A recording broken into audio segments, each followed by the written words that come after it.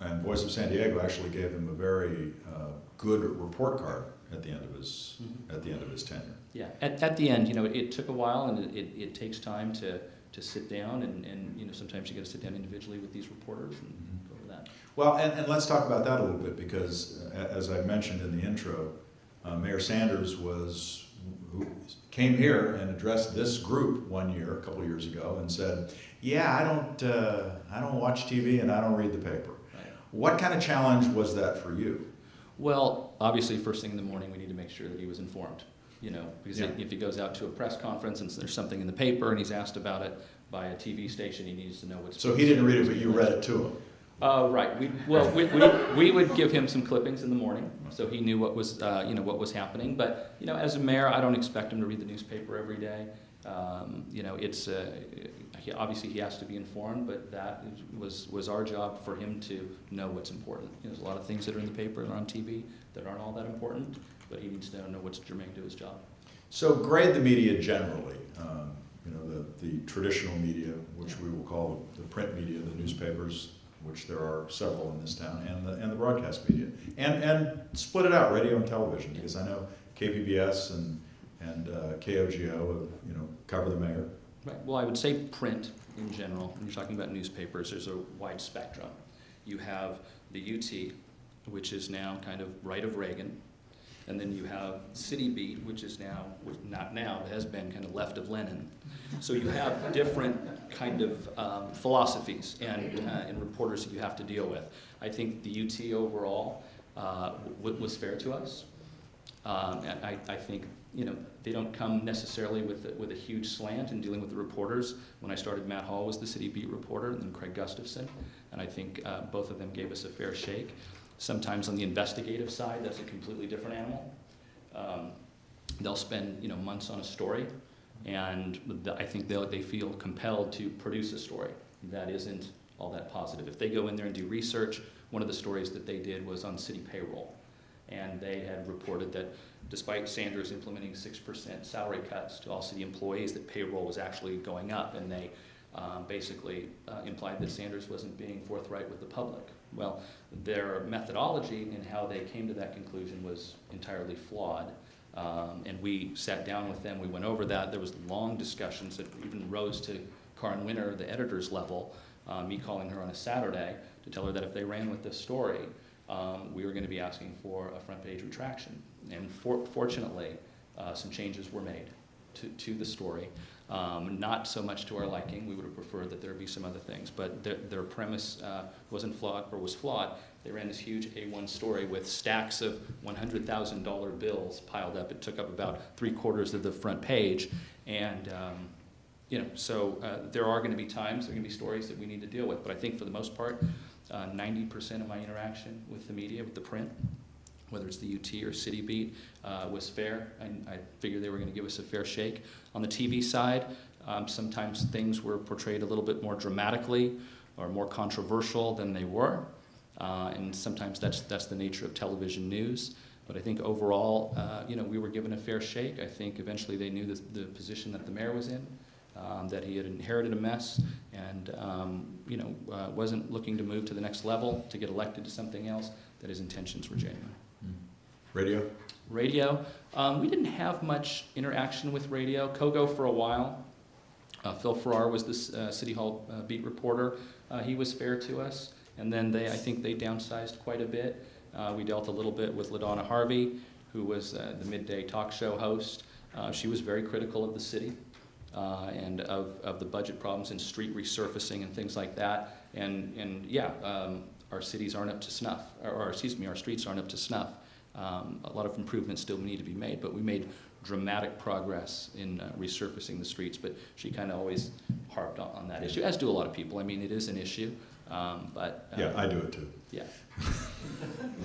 Michael Shames, pull the microphone back over you. You're nodding your head a lot. A lot, as Darren's talking about investigative reporters. What's your take on investigative reporting? Because not only in your current situation, but since 1983, you've probably used investigative reporters to try to get pieces out for your benefit, right? Well, I don't like to use the word used. Well, Maybe exploited, took advantage of, Sure. you know. Just like I'm teasing. as All right. tools. Yeah, I've seen it all. I've been doing this 30 years.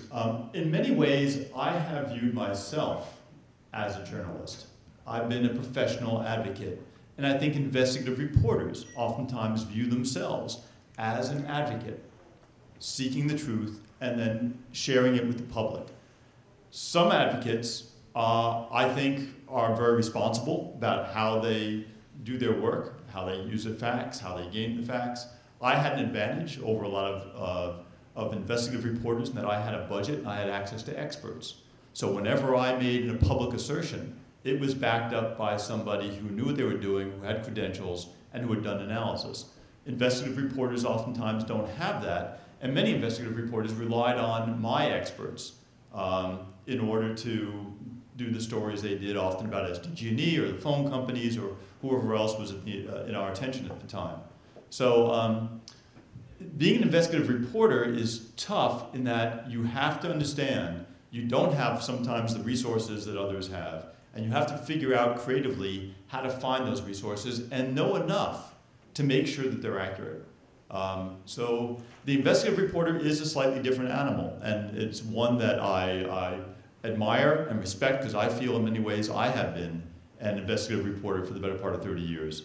It's just unfortunate when you see one or a couple who got into the mindset that Darren talked about. I spent 4 months on the story. I'm going to write something and it's going to be front page. And if the facts are inconvenient, so be it. And every once in a while you see them. And I think certainly in my circumstance with Mr. McDonald, that has been the case in regards to the most recent year. All right, now, you talked about earlier in your introductory statement that you have not formed a rival. Correct. That's been widely reported that you Correct. started. All right, so what's the story behind that? The story behind that is I made an agreement with the UCAN board that while UCAN was going through its reorganization, I was going to continue advocating on the raid cases that we had started, as well as any other cases that came up. As soon as UCAN was able to stand on its feet again and get its house in order, they had it. In fact, there's been no case at the Public Utilities Commission in which I have intervened as an independent intervener, and in which UCAN has also been a party intervening. I do not compete with UCAN. I can't be a rival. So what are you doing now? Having a wonderful time and coming to evenings like this to share with, and one of the reasons I came tonight, and this is really pretty important, is that most of the people in this room aspire to become journalists in some fashion. I don't know how it will be, but you all have interests in doing the investigation and arriving at the truth and sharing it with others. You bring, it's a wonderful job, and one that has, I think, brings with it a lot of responsibility. And I'm here really to share with you both the things that work and the things that don't work. I don't want to spend too much time on this one. You can, the most last year, but there are a lot of experiences that both Jan and Darren and I have had that we're hoping we can share with you tonight to help you be as good in the profession you've chosen as possible. And one big one that you've heard, one theme I've heard so far tonight, is the importance of truth and how difficult sometimes it is to arrive at truth, but how you are literally a slavish advocate for truth and finding truth. And that's a real challenge as an attorney, as a professional advocate, as a person who just understands the limitations of the English language. And by the way, whoever came up with the English language should be shot if they haven't been, because I've studied other languages, and English is a horrible language. And on that note, just one observation that I'll share with you. I'm going to give the mic up to somebody else. If ever you are compelled to use the word shocking, go to the thesaurus. There are 50 alternative synonyms for that word. Use it. I don't want to see that word again. It's truly been overused. Here you go. All right. I will. Is that shocking? I will invite anyone who has a question to line up behind the mic. We're getting to that point in our program where it's your turn to ask the questions. But let me continue with Jan. let's talk briefly about the Sahau case again. Has the furor completely died down now? Is it over and done with as far as you're concerned? I believe it has. Well, I haven't been chatting with the homicide guys about it, and we have changed lieutenants since then. It seems to have died down. And the attorney out of the state of Washington, Ann Bremner, who took this on as her holy grail and would not take no for an answer and demanded that the California Attorney General look into it, and they did not once but twice and said there's no need to reopen this. It seems as though, Dennis, yes, that the furor has finally died down. What is your biggest challenge day to day, since we're talking to a room full of journalists and potential journalists? What is your biggest challenge day to day dealing with the media? Yeah. I think we've opened a vein. I've been a media coordinator, PIO, for 20 years now, and I've seen it change quite a bit in that 20 years. The more it stays the same, the more it changes. And with the advent of the electronic, with the internet, the this, the that, the iPhone, the iPad, everything is, I mean, pretty soon we're going to be reading the news off your forehead. And it changes that quickly. And so with that comes that need for that, I need it and I need it now, and the quest to get the information out first. And we ask that every year here as these things become more ubiquitous. I mean, you know, look at Matt. He's reporting on this as he's sitting in the front row tonight. Thank God he's a responsible guy. But you have people who anoint themselves journalists who don't necessarily work for a news organization and have been vetted by a news organization to be someone who's interested in, as Michael says, getting to the truth. And you have all the tools at your disposal to publish, right? What kinds of challenges and how have you had to change the way you deal with this new media? Oh, you just opened my Pandora's box, if I could. Go. Two points. First of all, and my first point I want to make is be nice to me. I mean, seriously, be nice to me, because I'm a mirror, and I will reflect how you treat me. If you are rude, if you are obnoxious, if you are demanding, if you call me a liar, I will probably not talk to you anymore. And there's only one sheriff's department in town, and you can go talk to all the deputies all you want, but there's one PIO. Just be nice to me. If you're nice to me, and when I say I'm sorry, I don't know the answer to that, or I'm sorry, I can't talk about that, I'm not lying. I'm not lying to you. 32 years with the FBI, 6 years with the Sheriff's Department. I believe I have integrity, because if you don't have integrity, you don't have a good soul, then you have nothing. That's my soapbox on that. Now, we're getting into a whole nother area with regard to and this might be a panel for next year, journalism credentials. And who should have them? Should we have them? And I would almost, I'm going to throw that back on you all in a minute, too, to find out what you think, because you can sit with your Apple laptop in your fuzzy slippers. You can be an 800-pound disabled man that can't get out of bed and be a journalist because you can blog something.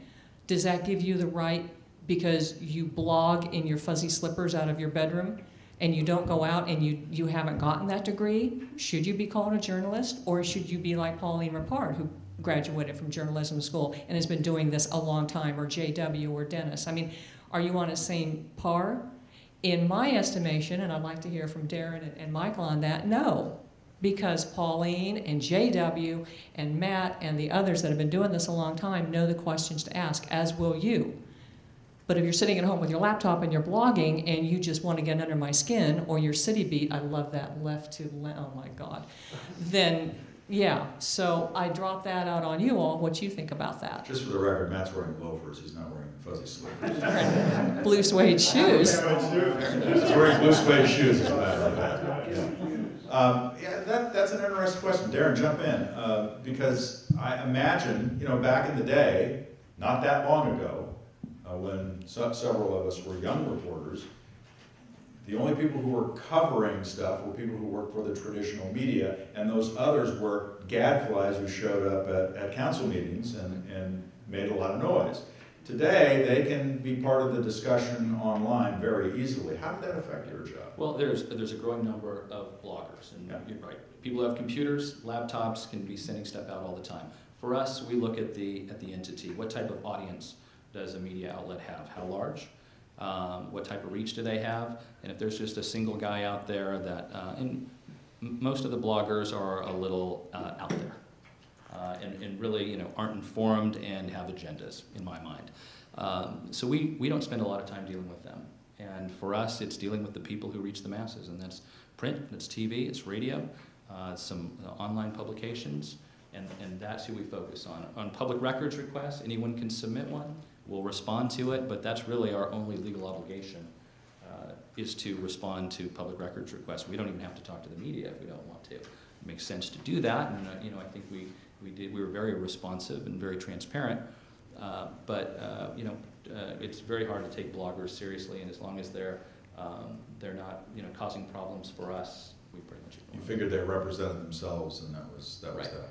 Michael, you have a comment? on Yeah, that? two things. One, if you did a Google search on my name right now, you would find in the first 100 entries, possibly a quarter to a half of them are blogs. And they're blogging facts that aren't accurate at all. And they're largely put up, from the best I can tell, by 2 or 3 people who essentially came up with a strategy of how best to attack is by using the blogs as ways of spreading information even though it's not accurate. So be aware of that. That's a tactic that's increasing in frequency and usage. So are you saying that they blog to the extent that they pop to the head of the search engine?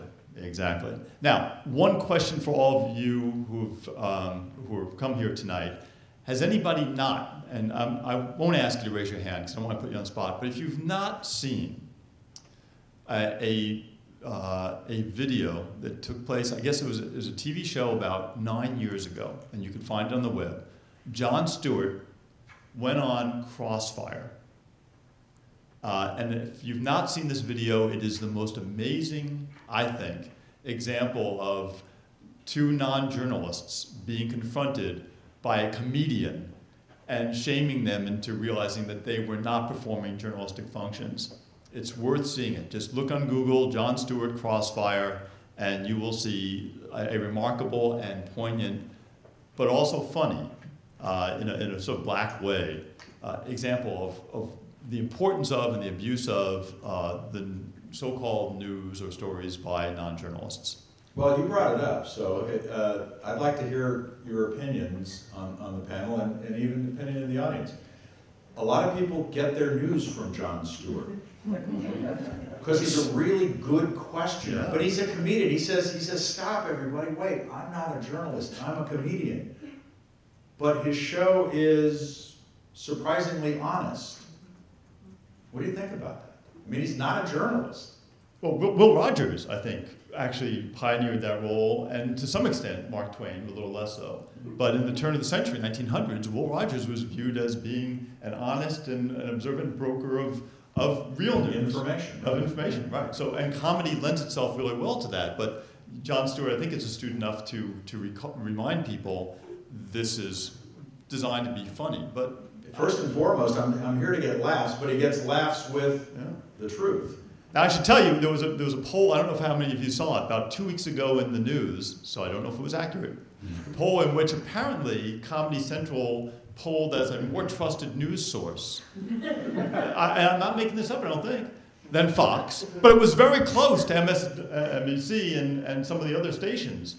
People generally found that Comedy Central was a more trusted source of news, and that is Scary. sobering. Scary.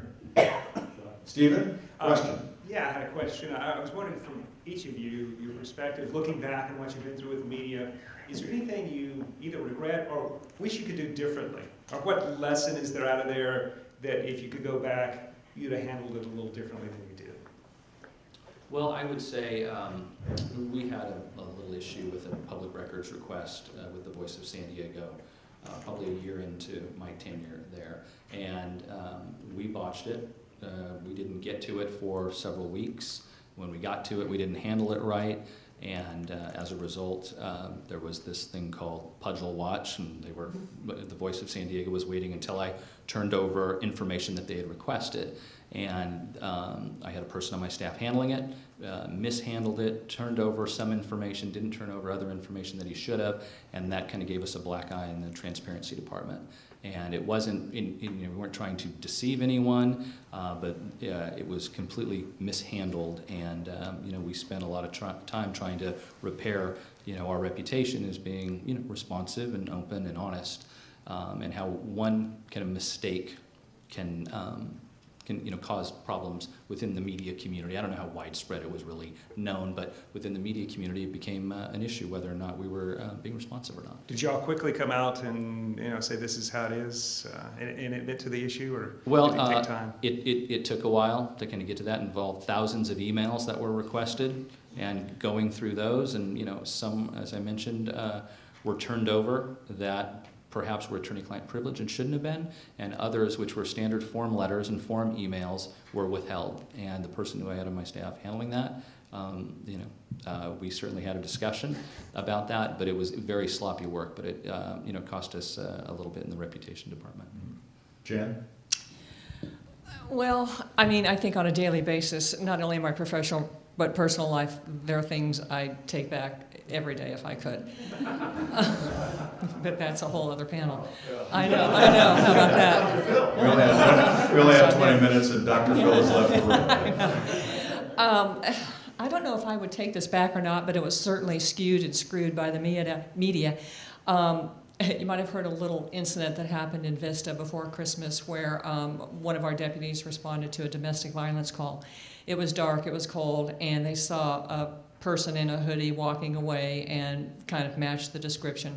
And they tried to stop him and he wouldn't stop, and so it ended up they called for cover, and because he wouldn't take his hands out of his hoodie, it got to be an officer safety issue, and then they maced him, and then they used their baton. When they got him in the back of the patrol car and they took the hoodie off, they realized that he had Downs. It was a mistake, and Channel 10 went out there not knowing that our captain of the station was going to go out there and talk to the family. We went out there as soon as we knew what happened, talked to the family. The royal we, that would be the captain. I was at home in my fuzzy slippers. And honestly told the family, we made a mistake. We are so sorry. And I'm on the phone with the commander saying, and it was perceived as being a buy-off. And it was not that at all. We offered to buy them something to make their Christmas better, whether it be a turkey or a Christmas tree or gifts for this young man or the family. And I'm not saying Channel 10 did this, I'm not saying that at all. But the media in general skewed that around to, we were trying to buy off the family because we beat their son and buy him off with a turkey. And that wasn't the case at all. And I didn't let it die. The next day when I was talking to the commander, I said, just think about sending a plainclothes guy out there in a plain car and a plain brown wrapper with something for this family, knowing this is going to go through city council and go through the legal arena as it should. And because that captain turned to Channel 10 and thankfully said, we made a mistake, that allowed me to say, we made a mistake. And we did. But until he said it, I would have done the old party line, this is under internal affairs, I can't say anything, blah, blah, blah. Which is hard because at the end of internal affairs, you all want to know what the result is. But it's a personnel matter and protected by police officer Bill of Rights. And I can't tell you, and I've heard the sheriff many times say that's frustrating. So I guess if I had to would I redo it? No, but I wish I could. I wish it had been portrayed differently, that we weren't trying to buy them off with a turkey. We genuinely felt badly about this family and what happened. Hard to know how things will be taken sometimes.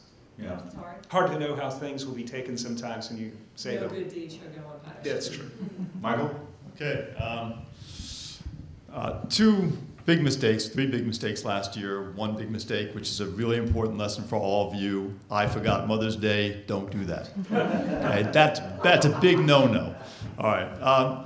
Number two, more seriously, I had an off-the-record conversation by phone with a journalist, and I'm old enough and experienced enough to know better, and I did it anyhow.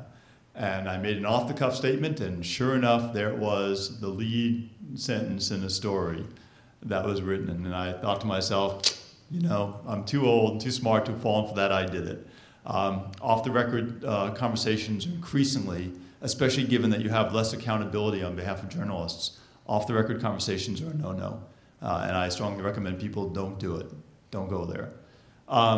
The other mistake I probably made, which is an interesting one, is, and it has only tangentially involved with journalism, is when I left UCAN in June, UCAN made a demand for all of the records, all the electronic records and every paper record that I had in my possession. Legally, they have that right.